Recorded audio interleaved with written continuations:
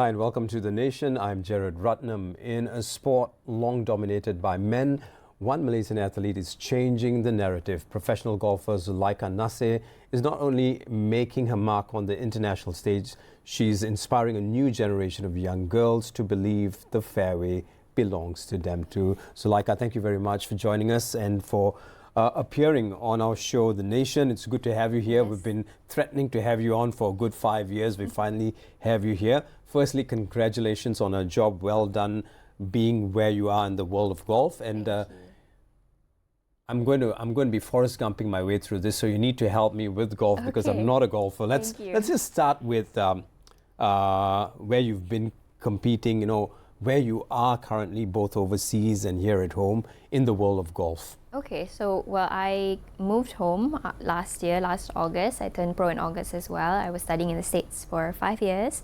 Right now, I'm done with my season, so I'm just preparing for 2026.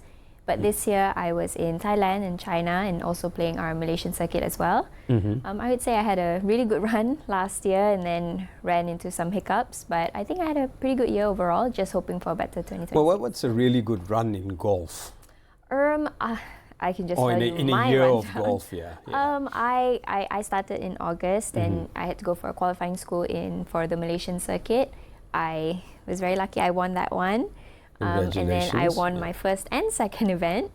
And then another event in December last year as well. So starting with 4 wins was just great, collecting, good paychecks. And then beginning of this year as well, I collected another one. So that's a really good run for me, but I've just been trying to be consistent in my game. I know not every game I can do well or I can win, but what does it take to be consistent? A lot of mental strength and just knowing that there are going to be bad days and there are going to be bad rounds, but just really understanding where to work on. So keeping stats and really just saying that it's okay, there are bad rounds, but there are going to be good ones as well. Really just doing whatever I have to do to make those bad days better. Right. Yeah. So you're now 23. You started playing golf at the age of 7. Now, as a young girl entering a sport that is still very male-dominated, should I say, how difficult was that journey for you playing golf, staying the course, no pun intended, and eventually emerging as a champion? Now, not many of us know this, but she's a professional golfer. So there will be a point when we talk about support for a golfer. There's a difference between being an amateur golfer and a professional golfer. Apparently, if you're a pro, you don't get the support. But let's just talk about being a girl, getting into the sport. Was it something you wanted to do, or was it dad's dream or mom's dream? As a 7-year-old, I didn't know what I wanted to do, but my parents just threw me into different sports. I was in taekwondo, swimming, everything you can think of, figure skating even. But golf really happened at my uncle's, my cousin's birthday party, and they were like, we don't know what to do. Let's give kids, golf clubs and just try. And somehow I had a talent for it. They said, at the birthday party you found out you had the talent? Somehow with plastic clubs, I had a talent for it. And then we went for classes, and I enjoyed it because at a young age I started group classes, not individual. So it was just when you teach younger kids and older kids or adults, it's very different. At a young age, you want to get them engaged and just having fun, not really so much into technique or whatever, even though it's so important at that age. But I somehow really liked it. And then at the age of 12, at the age of 10, I started tournaments. 12, I won my first tournament. Right. International tournament as well. Against at 12? Yes, at 12. It was the Mbang International Championship. What year was that? I was 2014. 2014. 2014, yes. Right. And then it was against some of the best Thailand juniors at the time. So that was my really big breakthrough. And I said, okay, maybe this is a sport I should go into. And then thought about college at a very young age and just knew that if I really wanted to study abroad, I would have to really go through with golf.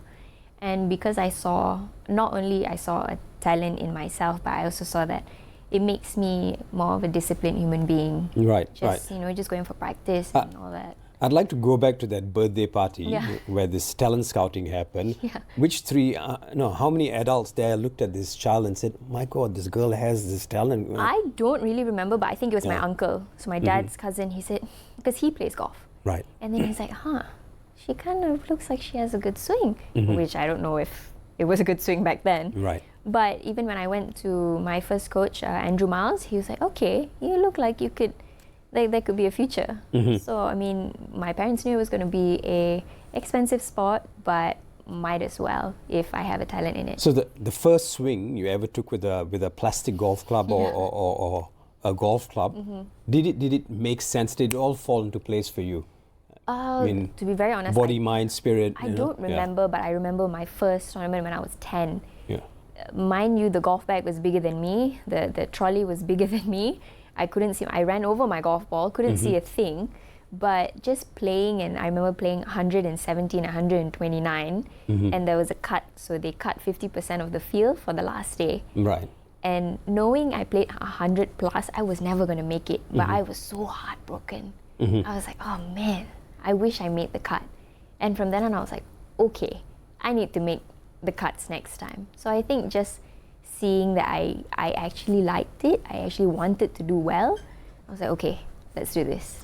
So what would you then say, I don't know if you can elaborate on this, which would make this a success for your parents in order to make you gravitate towards what they saw was your talent and what you'd eventually like. They sent you for figure skating, they sent you for this, that, and everything else, and then you eventually at a birthday party ended up telling yourself that you wanted to become, you figured out that you wanted to play golf, and it finally happened. And what do you think was their success in pushing you towards golf?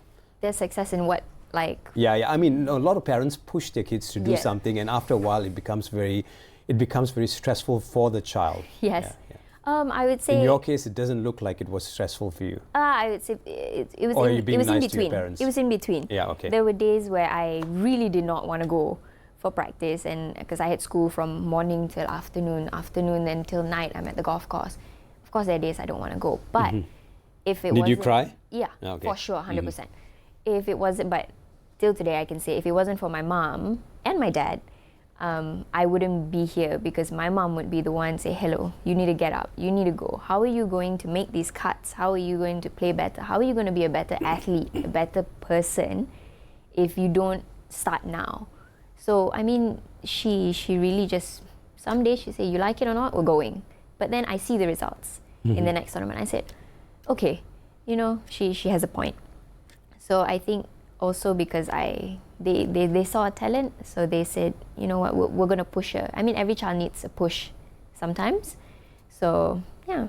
So if we're going to break this down, just for me to wrap this concept around my head, do you actually love the game, or did you find out you were good at it and pursue to start finding the love for the game? I think for me, I saw that I had a talent first, because I don't know anything. Because honestly, my first love is swimming. I love swimming. Right. I did it actually till I was like 14 years old. But I saw that I also had a talent for golf, and then once I started doing well, I started to love it. I started to see the benefits of golf and just the friends I had, the opportunities I had. I traveled to so many countries that I probably wouldn't be able to travel with other sports. I don't know, but just with golf itself. And then I got a scholarship to the US. Right. So, I mean, it's a win-win. It's a win-win. It's a win-win. Now, this next question is rather interesting. You've competed in many championships in Malaysia and gone head-to-head with other female players along the way. Now, this was put together by our ex-head of the Economic Service, Mikhail Raj Abdullah. From what you've seen on the ground, do Malaysian girls and women have the talent and capability to emerge, not just as regional champions, but as world-class golfers? Is that misogynistic? Or I mean, when you listen to something like this, I know we do have the talent. Yeah. How would you explain this? I would say we do have the talent. It's just, do we have the support? That's Right. the thing. So, I mean, we have so many fine, really good professional golfers. All of my friends who've gone to the States, and even those who just stayed in Malaysia, like, we have so many, like, I have so many seniors that I look up to, even my juniors now. But it's just that sometimes when you're from an amateur golfer to a professional golfer, there's lack of support there. Right, okay, talk to us about this. So, if you're an amateur golfer in Malaysia, you get the support.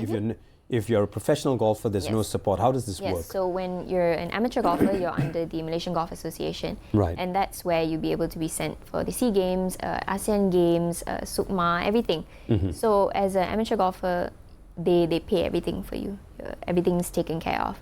You go and you have fun and whatever. But once you turn professional, they shut the door. And everything is, because we are under Professional Golf Association Malaysia, and then there's also the tour, Professional Golf Malaysia, but they just set up the tour for us, and then PGM is just the governing body. So who teaches you how to be professional? Okay, you've got your parents would be your support, then you've got your coaches, then there's you, then there's a business aspect to it, and sustainability. Being a professional golfer means you need to keep this sustainable to some level. Who teaches you all this? No one. I mean, it's still my parents, because it's not provided for us. There's no guideline. There's no one saying that, okay, once you turn pro, you need to do this and this and this. This is how you get your money. This is how you get sponsors. No, you are really just hitting the ground running. Like, you just have to figure everything out. I would say for me, it's more my parents. Like, I wouldn't be able to start my pro career if it wasn't my parents who put in the money for me, because once you turn pro, even though you are sounds like a Nicole David story, lah. Yeah. Okay. Carry but on. I would say that I had a name when I was an amateur golfer. I've won a couple of times in the US and here in Malaysia as well. But once I turned pro, I only had one sponsor that 1.5 sponsors that came up to me and said, okay, we'll give you a head start, but nothing money wise. But for me at that time, I take whatever I can. But if it wasn't for my parents, I wouldn't have made it anywhere. So it took a lot.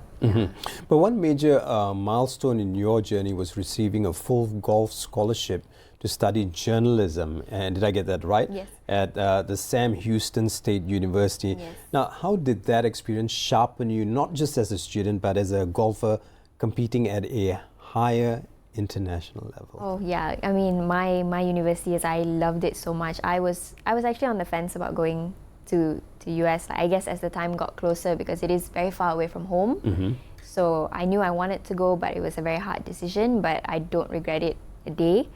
My coaches there were great. I had a couple coaches throughout the years that I was there, but we had everything from a physical standpoint, mental standpoint, course management, everything. But I would say, because when we play tournaments there, our coaches are able to help us navigate through like our thoughts and stuff like that before we hit the ball. So I would say there's so many different things that I never thought about as a player, and coming from someone who, is a coach in the US, has more experience, really helped me to think outside the box sometimes when I'm playing, and to just play in different courses in the US and different conditions, cold, raining, everything, and it's a whole different ballgame when you're outside of Malaysia. Right. Yeah. Are there times where you get frustrated when there's a lot that you have to sacrifice for in a game like this, and you have to be mentally stable to be able to play golf, or at least that's what I've approximated from our conversation half an hour before getting on the airwaves. Now, and I'm getting to the thorny side of the questions now, and if you're going to say something nasty, just say it nicely. Golf is often seen as an expensive, even elite sport, one that can feel out of reach for families in the low and middle income groups. From your perspective, what role can sports associations, state bodies, or even the federal government play in making the game more accessible, especially for young girls? And I'm going to preface this by saying, from what you've told me, this game is only for the rich, or at least that's what I believe. That's how I see it. That's how I've always seen it. I would say I'm very lucky that I come from a middle class family. My dad's the only breadwinner, but he's done a lot for me to get to this point. I would say golf governing bodies just need to give, at least golf courses need to be a little bit more accessible for pro golfers, for junior golfers, because a lot of golf courses don't want junior golfers to be on the course because of members and stuff like that. But I think we just need, like in Thailand, they have such great support. Some companies, they just put in their money and they open an academy and everything's free. So that's how they get the opportunity to use those facilities to get better. Here, to even find a place that has cheap golf balls or allows you to play at a cheaper rate or even use their chipping and putting green, there's not many except for the open golf courses, the public golf courses. But other than that, I think that's what really needs to be done for young girls and boys, that, you know, golf courses are saying, okay, this amount of days, you can come, you can play for this amount, you know, green fees, and just practice as much as you want, and also coaches that can help develop these kids. Yeah. So being professional, would you now say that, you know, if you were to send out a message to people writing policies around this, or, you know, people governing sports within the country, or even people looking at public-private partnerships, would it make a difference? Does your voice make a difference now that you're a pro golfer? You've accumulated that respect. Does that respect pay in any way for you to put these messages forward?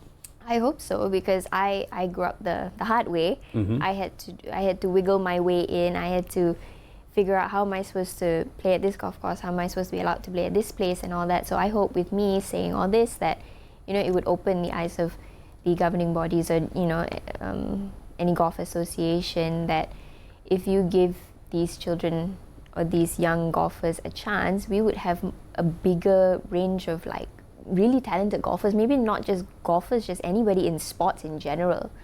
Because I would say, like, I'm just like Thailand and Philippines, Indonesia, like they have really wide range of really good golfers because of the support. Us here, we have really good golfers. It's just the lack of support. It cuts the line at Malaysia, and you're not going to get anywhere here. To get to LPGA, to get to Epson Tour, you have to go out. You have to get your ranking. So for those of us who don't know what LPGA and Epson is, LPGA is the Ladies Professional Golf Association, which is just the highest of the high. That's where you want to be. That's where the world number one is. The creme de la creme of that is the glamour life, I would say. That is my goal in life.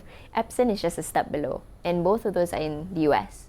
So I would say that if we want to get there, we need to get out of Malaysia first. If we don't have the funds or the support, we're not going to get there, especially from people who are from middle class like me. If you do have the funds, if you're fortunate enough to have the funds, you might have the chance to go out. But, you know. And tell me that there's more than this coming out as a message to me, because the person watching this program will now approximate that, yeah, well, if I want to play golf, if my kids want to play golf, we need to have the money, and because that's all that's coming out. And I guess at this juncture too, the people who've been sponsoring you, would you like to mention them? You know, the companies behind you, helping you do this. So I'm so fortunate to be able to be sponsored by Titleist, which is my dream brand. I have loved them ever since I was a little girl. So when I turned pro, I waited for my contract. I just prayed every day that they would send me a contract. And then FootJoy as well. I have Sri Selangor Golf Club, which I'm an ambassador there, so I get to play for free. Basically, I get to eat there for free. And then Zikon Driving Range, which is at KGPA Golf Club. And then Plan B as well, which is a physiotherapy place. So I'm, whenever I get injured, they're my people. And then Pinnacle Fitness, which is my gym, my everything. I get to figure out everything that I need to make sure my body turns right and rotates right every day. But everything that I need to be a really skilled golfer, I have. Just to go out and compete, the money, the funds is just lacking. Right. Going back to one of the things you said earlier on about being a good golfer is being mentally stable, being consistent. Now, how do you find that quietness? And you need to find that quietness to be able to play good golf. How does this work? Well, that's a question. That's something that I try to figure out every day still. But what I've kind of learned from college as well is that I really had to learn to compartmentalize that. At least now when I turn professional, a lot of my thoughts are about finances. How am I going to be able to take care of myself, take care of my parents and everything like that? So to be able to focus is just to really think that, I guess at the end of the day, why do I want to play this sport? Why do I love this sport? I'm actually playing it as a sport for fun, not as, even though it is work, but it's supposed to be fun. first of all. And if I cannot find that it's fun, then my performance is not going to go down. So at the end of the day, I always try to find what do I actually really love about golf? How can I actually make this fun? So that actually it's fun for me to go to work. So I guess that's how I kind of narrow it down and say, you know, I cannot think of other things. I just have to think, why am I here? How am I going to play this shot? It's just one shot at a time. Right. Other than my mother, who's 87, if a young girl is watching this and thinking about taking up golf, what advice would you give her, especially when the path ahead looks tough? You know, I mean, or at least that's what we've gathered in the past 16 or 17 minutes. I would say just keep your head down. I mean, I know it's very cheesy of me to say just like keep your head down and keep going, but there is a light at the end of the tunnel. I'm there. I've been there where I've hit my highs and I've hit my lows. And okay, what's a low? What's a high and what's a low? Low is missing cuts, and missing cuts as in I'm not making it to the final day, meaning I'm not getting paid. So missing cuts and just not playing to what my standards are. I know how good I can be, and when I don't hit that standard, it just hurts a lot.